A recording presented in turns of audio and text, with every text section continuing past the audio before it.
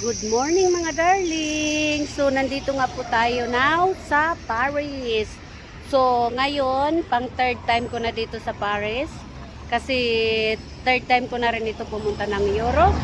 So palagi ang last destination ko is Paris. Kaya pang third time ko na to dito sa Paris.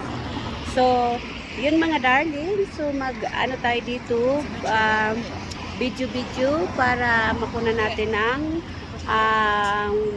ato may share ko sa inyo uli yung Paris after the COVID, kung ano na yung hitsura niya. Pero siyempre Paris pa rin, pero may mga nagbago. Yung sinasakyan namin dito bus na papunta ng airport, so wala na sila ngayon na baka nalugi kasi alam niyo naman after the COVID maraming mga nagsira ng mga businesses. So yun yung mga siguro small businesses, tapos hindi sila nakasurvive dahil nga sa COVID, walang kita. So yun mga darling. So bye-bye na muna. Bibidyohan ko mamaya kung ito yung Paris. Bye-bye. Hello mga darling. So ngayon maglalakad kami. Punta kami doon lalakad kami kasi po dadalawin ko uli ang aking Eiffel Tower. So at saka dito makita mo na yun, nandito na yung Architum.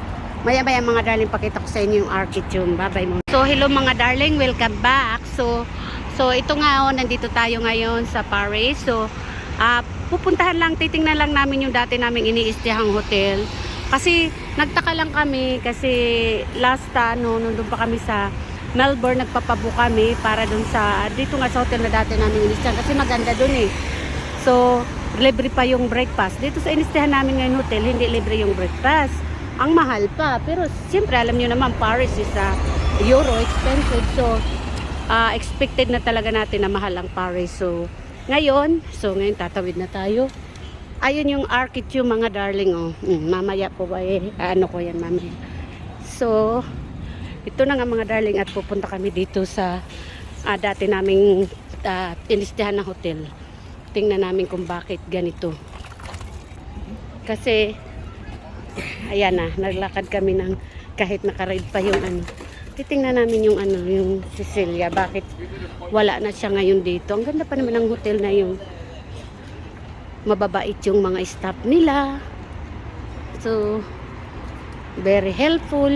So yun ang mga gusto naming hotel na iniistihan. Yeah, so tingnan pa natin dito. Kasi nagtaka lang kami bakit hindi kami at saka dito karamihan siguro mapupuno yung mahirap magpabook ngayon ng hotel pag mag-holiday ka after July, kasi mayroon dito gaganapin yung Olympics. So kaya nga ngayon dito ang daming mga nagagawa sila ng mga bakod kung saan kaya traffic ngayon dito sa city ng Paris dahil nagre-ready sila para sa Olympics. Kasi gagawin dito yung Olympics, I think before end of July. I'm not sure, pero parang narinig ko before end of July. So, kaya busy ngayon dito sa Paris. So, yun mga darling. So, hanapin natin tong hotel na dati namin istihan. Parang iba na. So,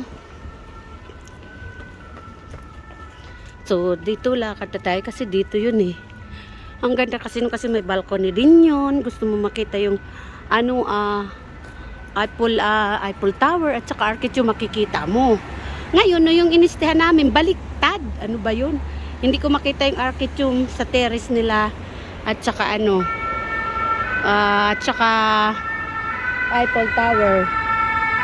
So yun mga darling, babay na muna at i-google namin, hanapin namin. Parang parang marami nagbago dito after COVID eh.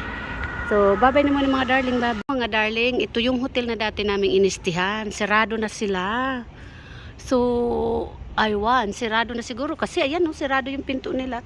Ang ganda pa naman dito. Kasi ayan, may mga balcony sila. Gusto ko dito nag-i-stay. At saka, ayan, ito yun. So, wala na sila, sirado. Kaya pala hindi kami makapagpabook. Mababait kasi dito yung mga staff nila eh. At saka sila very helpful. Ayun, wala, broke na nga sila. Ay, bang kumbrok o talagang ayaw lang nila mag-open na uli. Kaya pala ang hirap hanapin pag nagpapabook kami. Kasi wala na pala. So yun mga darling, so maya maya punta tayo doon sa may Arketum. So babay na muna. Na hindi kumita dahil siyempre nga na-broke sila. Kaya dahil alam nyo naman nung nagka-COVID, walang mga tourist na pumupunta dito. At saka kahit around the world naman, walang tourist na umaano, walang mga turista sa kahit sa bansa. Kaya maraming siyempre na bankrupt ganun. So yun mga darling, so i-reverse ko yung camera ko at pupunta tayo sa Arketum. So yan, an Arketum. At saka pag nag-i-stay kami sa isang lugar sa Europe, minimake sure namin sa city lang kami kasi para malapit yung paglakad-lakad. Saka hindi ka nagsasakay-sakay ng mga public transport. Pero ang napakagandang public transport, very convenient talaga sa Switzerland. Kaso lang, mahal lang ang mga public transport nila doon. Pero maganda. Maganda. Pag sinabing alis ng ganitong oras, alis talaga on time. Yeah, so yun. Tingnan yung mga street ng Paris, so mga darling. So yun. So yun, tayo sa kasi tatawid. Ang gandang we could still go. Maraming mga pasaway. Sila, ayan. So tatawid na tayo. Hintayin lang natin mag-rain. Ayan, green na. Tawid na tayo. So punta tayo dito sa Arketum. Hello my Arketum. Magpipicture na ako sa Arketum. Ayan, ang laki-laki niya. So ito mga darling, pupunta tayo dito sa ayan naghihilo ng Arketum. Natatabunan lang ng mga kahoy. Yan. So ito ang the famous landmark Arketum and Eiffel Tower. So mamaya pupunta tayo din doon sa Eiffel Tower. Dito muna tayo sa Arketum at ako'y magpipicture muna mga darling ha. So ko sa inyo pakita ng kasi natatakpan ng mga kahoy. So yan, this is the Arketum. So magpipicture tayo dito mga darling. Pakita ko muna sa'yo. Ayun na rin yung Eiffel Tower bumubungad na sa atin. So here's the Arketum. So ito mga darling yung Arketum. Yan. Say hello Arketum. Oh. So third time ko na to sila nakita. So yun mga darling, magpipicture muna ako mga darling ha. Bye-bye muna kasi na-miss ko to na-miss ko ang Paris. So bye-bye mga darling, bye-bye. So hello mga darling, welcome back. So nandito po kami ngayon sa taas ng Eiffel Tower. So second floor ito. Pero nanggaling na ako doon kanina sa taas. Hindi ko lang mabidyohan doon kasi ang hirap mag-video doon kasi may nakaharang na wire. Kasi siyempre iniiwasan nila yung baka may malaglag. Siyempre sa taas nga naman yun, diba? So ito yung pinakaano niya view sa second floor. Masyado mahangin ngayon. Kaya ganito ang buho ko, mahangin sa labas. So yun mga darling, papakita ko sa inyo yung view ha. So ito mga darling, i-reverse ko yung camera. So yan. So ito yung may nagsisili pala doon. So ito yung dito tayo kasi maraming mga ulo, ang daming nagana. So ito yung overlooking view from the top of Eiffel Tower mga darling. So yan.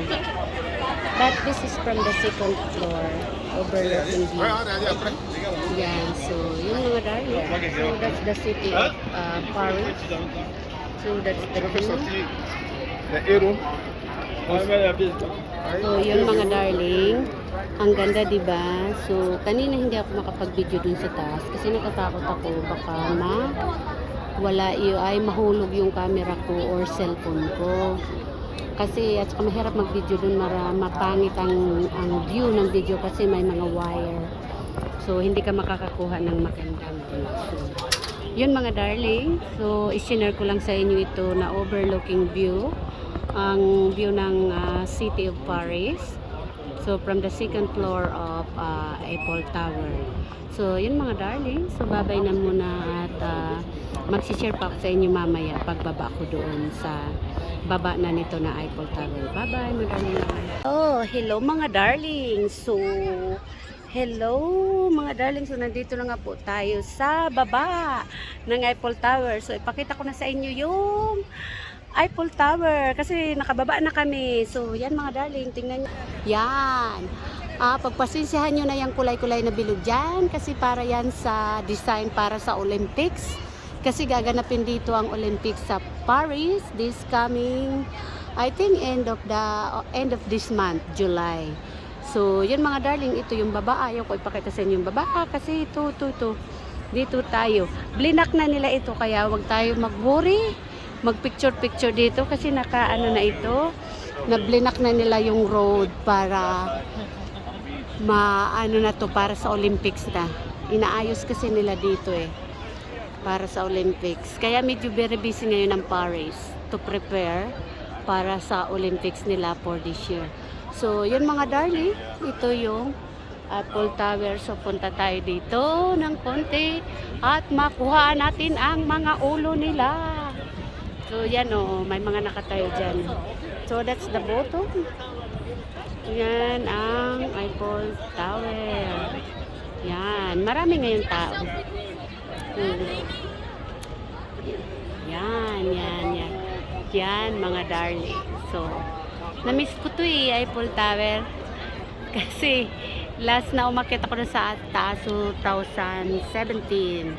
Kasi 3 beses na ako nakarating dito sa Europe. Kaso nung last time, before magka-COVID, 2019, hindi kami umakyat dito sa Eiffel Tower. So, yun. Kaya ngayon, umakyat ngayon ako. So, bali 2 times na ako nakaakyat sa Eiffel Tower na to mga darling. So, yun mga darling. So, bye-bye na muna. Ayan, bye-bye. At ako'y magpipicture. Bye-bye mga darling. Bye-bye. Hello mga darling, so welcome back. So nandito tayo sa street na to na kung saan nyo makikita yung Eiffel Tower. Marami nagpapapicture dito kasi ang ganda ng photo shot dito. Tingnan yung mga darling ipapakita ko sa inyo So yun opposite natin yung camera.